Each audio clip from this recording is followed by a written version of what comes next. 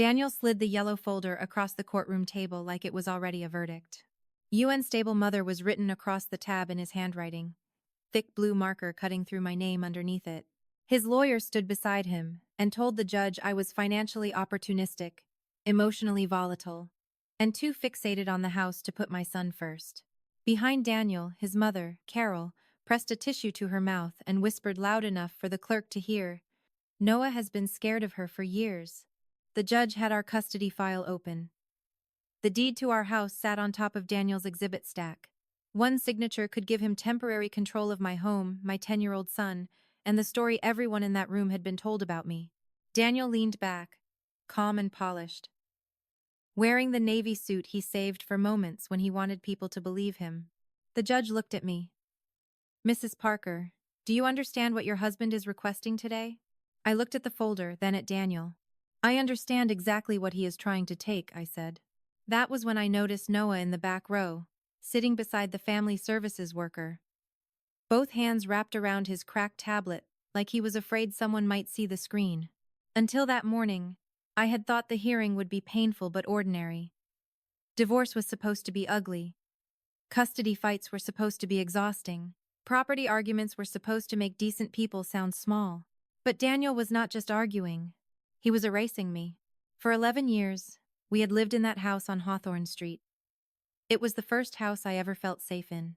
We bought it when Noah was still a baby, when I was sleeping in 2-hour stretches and living on coffee, peanut butter toast, and the belief that if I worked hard enough, our little family would be okay.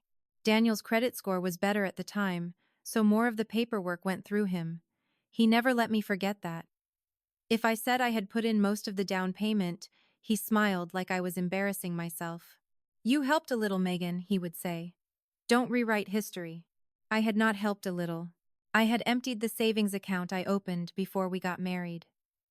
I had sold 3 pieces of my late mother's jewelry, including the small sapphire ring she used to wear to church every Sunday.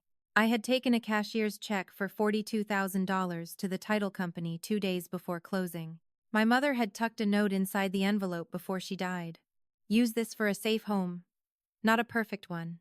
I kept that note, the bank records, the cashier's check copy, the closing papers, repair receipts, and old photos in a blue metal box that used to hold her recipe cards. The latch was dented. The paint was scratched near one corner. Noah had put a dinosaur sticker on the side when he was 4. Daniel hated that box. He called it my little apocalypse box, as if keeping proof made me unstable instead of careful. 3 weeks after I filed for divorce, the box disappeared. I noticed because the kitchen sink started leaking and I went to my closet for the plumber's receipt. The top shelf was empty. I checked the bedroom, the linen closet, the garage shelves, my desk drawers, even the trunk of my car. I tore through boxes I had not opened in years. Daniel stood in the doorway of the bedroom with one hand in his pocket. "Looking for something?" "My blue box." He blinked slowly. "The recipe tin? You know what was in it." He gave a short laugh. "This is exactly what I mean. You lose something, and suddenly everyone is stealing from you." 2 days later, his lawyer filed a property statement claiming the house was Daniel's separate property, and that I had made no substantial financial contribution to the purchase. The wording felt familiar before I understood why. It sounded like Daniel had written it in a suit. Then the family group chat started changing. Carol wrote, "I have kept quiet for Noah's sake, but Megan is not stable right now. She is obsessed with taking Daniel's house." Brittany, Daniel's sister, added, "She always wanted the house. We all knew it." Then the cropped screenshots came. One showed me texting Daniel, "I can't do this anymore," without the part where I said I could not keep handling school pickups, his mother's doctor appointments, grocery runs, and my full-time job while he stayed out every night. Another showed me writing, "Take Noah if you think you can do better," without Daniel's message above it, where he had called me a bad mother for forgetting to wash a soccer uniform after working late.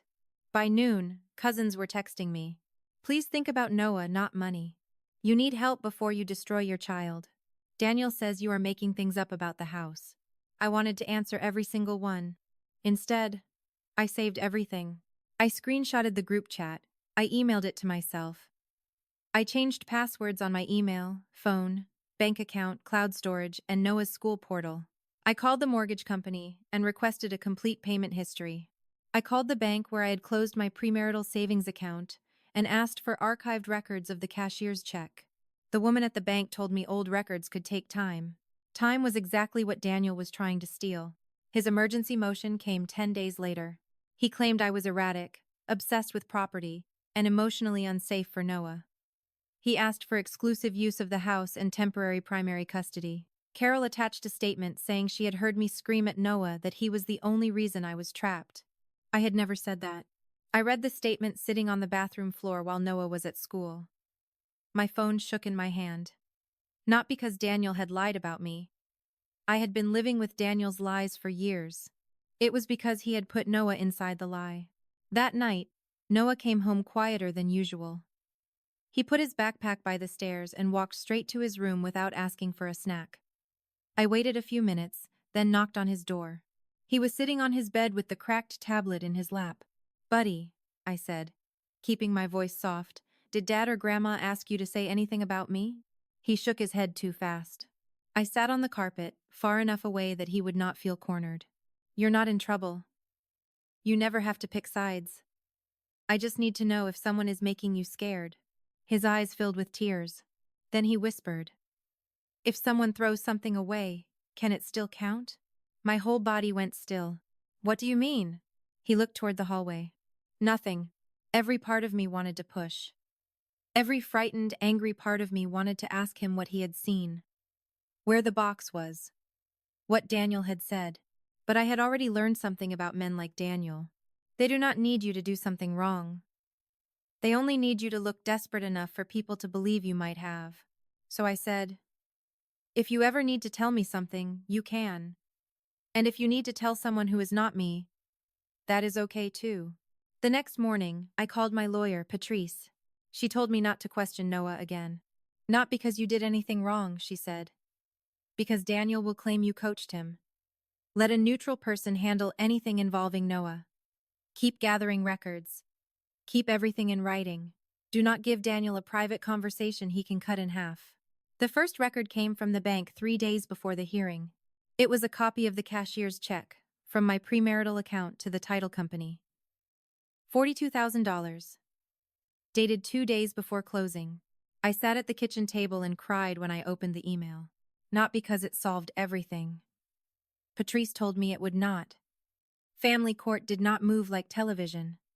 One document would not magically fix years of manipulation. But for weeks, Daniel had made my own memory feel dirty. Like believing what happened made me greedy.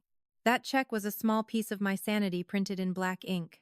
The night before court, Daniel came to pick Noah up for dinner. He stood on the porch in that Navy suit again. The one that made neighbors wave at him like he was the reasonable parent. "You should settle tomorrow," he said. "I'll talk through Patrice." He smiled.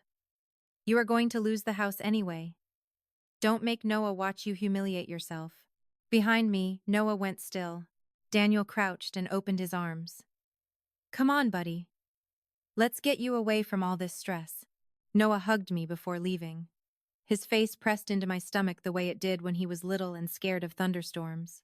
Then he whispered so softly I almost missed it. "I told Miss Alvarez. I still have it."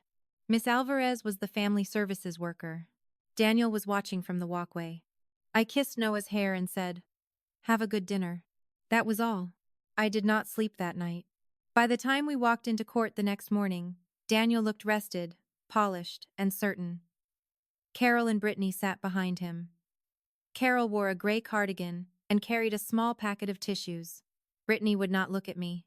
Daniel's lawyer began with the house. He said Daniel purchased it with separate funds. He said I had become fixated on money because Daniel had finally set boundaries. He said giving me continued access to the house would reward unstable behavior. Then he moved to custody. He said Noah needed calm, consistency, and protection from adult conflict. He said Daniel could provide that. He said I could not. My face burned, but I kept my hands folded. Patrice wrote notes. Then Daniel's lawyer lifted the yellow folder. "Your Honor, This includes text messages showing Mrs. Parker's emotional volatility, along with a statement from the child's paternal grandmother. Carol dabbed her eyes. The judge read for a long time. Daniel did not look at me. He looked at the folder. Like the folder had already replaced me. Patrice stood. Your Honor, before the court relies on any claim that my client made no contribution to the home, we have an archived bank record showing a cashier's check from her premarital account to the title company. Daniel's head snapped up. His lawyer frowned. We have not verified the context of that document.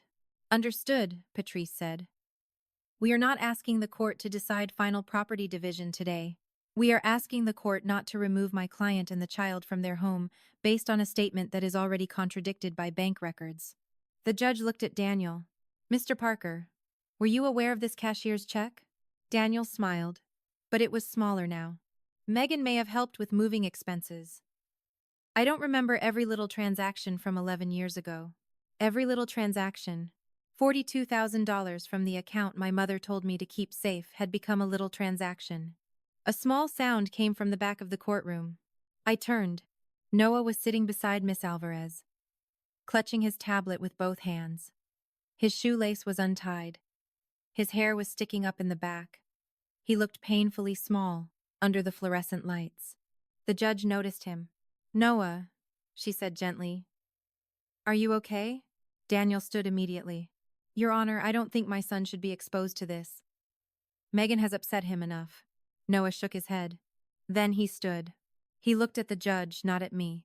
It's moms and dads, he said. Not just dads. Daniel's voice sharpened. Noah, sit down. The judge raised one hand. Mr. Parker, do not speak to the child. Daniel froze. Noah swallowed. Mom paid with the blue box. Carol made a sound behind Daniel. Half gasp. Half warning. The judge leaned forward. What blue box? Noah's face crumpled. Mom's box. The one with Grandma's letter and the house papers.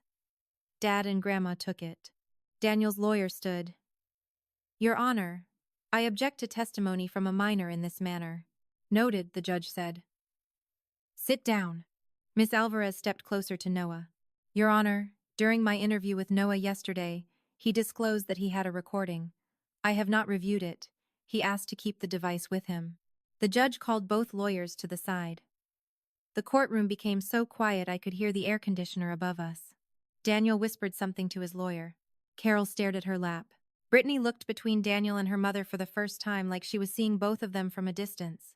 When the lawyers returned, the judge asked Miss Alvarez to confirm the file and connect the tablet to the courtroom screen. Noah handed the tablet over with shaking hands. The screen lit up sideways at first. It showed the upstairs hallway of our house from the angle of Noah's tablet propped against a laundry basket. Later, I learned he had been recording a Lego stop-motion video when he heard voices and froze. On the screen, my bedroom door was open. Daniel walked out carrying the blue box. Carol followed him. She said, Are you sure she doesn't have copies? Daniel said, Not of the good stuff. She keeps everything in this stupid box. My stomach turned. Carol reached for the latch. Daniel pulled the box back. Don't open it here. Noah's home. Then Carol said, If she can't prove she paid, the house stays yours. And if she keeps acting crazy, no judge is going to give her that boy. Someone in the courtroom inhaled sharply. Daniel said, I'm not losing my house because Megan kept receipts like a paranoid little accountant. The video stopped. No one moved. Not Carol. Not Brittany. Not even Daniel's lawyer. The judge looked at Daniel. Mr. Parker, did you remove that box from Mrs. Parker's closet? Daniel opened his mouth. His lawyer touched his sleeve. The judge repeated, slower this time. Did you remove it? Daniel swallowed. I was trying to protect family documents from being manipulated. There it was. Not a denial. A confession wearing better clothes. Patrice stood. Your Honor. The video shows Mr. Parker removing the container. It shows Mrs. Parker's financial proof being discussed. It shows Mrs. Parker's alleged instability being used as part of the plan. His answer now confirms this was intentional. Carol started crying for real then, but it was not the soft, wounded crying she had performed earlier. It was panic, Brittany whispered. Mom, you told me she was making this up. Carol snapped. Be quiet. The judge turned toward Carol. Mrs. Parker, you submitted a statement to this court. Did you know financial documents had been removed from Mrs. Parker's room before you signed that statement? Carol pressed the tissue to her mouth. I was protecting my grandson. The judge did not blink. That is not an answer. Carol looked at Daniel. Daniel looked at the table. That was the first thing he lost. Not the house. Not money. Not even the argument. He lost the ability to have his mother lie for him without paying attention to where the lie ended. The judge ordered a recess. Daniel stood and took one step toward Noah. Ms. Alvarez moved in front of him. No, she said. One word. In a room where Daniel had spent 20 minutes calling me unsafe, he was the one being blocked from reaching our son. When court resumed, the judge's tone had changed completely. She said she would not grant Daniel exclusive use of the home. She said Noah would remain primarily with me while a fuller custody evaluation was completed. She ordered Daniel not to contact Noah about court, documents, testimony, the recording, or what he had told Miss Alvarez. She ordered all exchanges to happen through the community center until further review. Then she looked directly at Daniel and Carol. All financial and household records related to the home purchase are to be produced or accounted for within 72 hours. If any property has been destroyed, concealed, or altered, counsel should prepare to address sanctions and attorney's fees. Daniel's face lost all color. The judge asked for the yellow folder. Daniel's lawyer hesitated, then handed it to the clerk. The folder that had been used to shame me was marked as an exhibit. Unstable mother was no longer Daniel's label for me. It was evidence of what he had tried to do. That was the second thing he lost. Control of the story. The third thing happened in the hallway before we even left the courthouse. Brittany was waiting near the elevators, pale and furious. Daniel said, "This is not the place." Brittany held up her phone. "I posted about her because you told me she was stealing your house." Carol hissed, "Brittany, stop." Brittany turned on her mother. "You were on the video. You helped him take her papers." The elevator doors opened. Nobody got in. Brittany looked at me for half a second, then looked away. "I'm going to fix what I posted," she said. Daniel muttered, "You are overreacting." Brittany's voice shook. "No. I reacted exactly how you wanted me to." That night, the family group chat lit up again. Brittany wrote, "I need to correct what I said about Megan. I accused her publicly because Daniel and Mom gave me false information. In court today, a video showed Daniel and Mom taking Megan's box of house documents. Daniel knew she had contributed to the purchase. I deleted my posts. Do not contact Megan to accuse her again. I was wrong." For a long moment, no one answered. Then the same cousin who had told me to think about Noah wrote, "Megan, I am sorry. I should not have messaged you." Another aunt wrote, "Carol, is this true?" Carol tried one last performance. "No one understands what mothers do to protect their sons." Brittany replied, "You used Noah to protect Daniel from the truth. That is not the same thing." The chat went silent. I did not respond. Patrice had already told me that sometimes the strongest thing you can put in writing is nothing. The practical consequences came in pieces, which somehow made them feel heavier. Daniel had to move into a short-term rental because he refused to live in the house under the temporary conduct rules. He still had to contribute to the mortgage he had insisted was his alone. When he complained through his lawyer that the arrangement was financially unfair, Patrice's response was one sentence. Mr. Parker repeatedly represented this as his separate home. For the first time in years, Daniel had to carry the weight of his own argument. The court ordered a limited attorney's fee hearing because of the missing box and the false property statement. Daniel's lawyer filed a carefully worded notice, saying Daniel would be amending his disclosures. A week later, his lawyer withdrew from representing him, citing a breakdown in communication. Daniel texted me through the parenting app. "You coached Noah. Everyone knows it." I sent one screenshot to Patrice and did not answer. At the next status conference, the judge reminded Daniel that all messages were preserved in the parenting app and that he had been ordered not to discuss Noah's disclosure. Daniel stared straight ahead while the clerk noted the violation. That was the fourth thing he lost. Private places to twist the story. More records arrived. The title company confirmed my cashier's check was part of the closing funds. The mortgage history showed payments from my account. The repair receipts showed thousands more. The blue box itself never came back. Daniel claimed he placed it in the garage and it must have been moved. Carol said she never touched it after the day on the video. Neither of them would say where it went. But people like Daniel forget that evidence does not only live in one box. Banks remember. Title companies remember. Phones remember. Children remember. Noah started therapy 2 weeks after the hearing. In the first session, he asked if he was the reason his dad was in trouble. I told him no. Then I told him something I wish someone had told me years earlier. Telling the truth about something bad is not the same as causing the bad thing. Daniel's visits moved to scheduled community center exchanges. Carol was removed from the school pickup list and from Noah's emergency contact file. The school administrator asked me to come in and update every form in person. When she slid the new contact sheet across the desk, I saw my name printed at the top. Mother. Primary contact.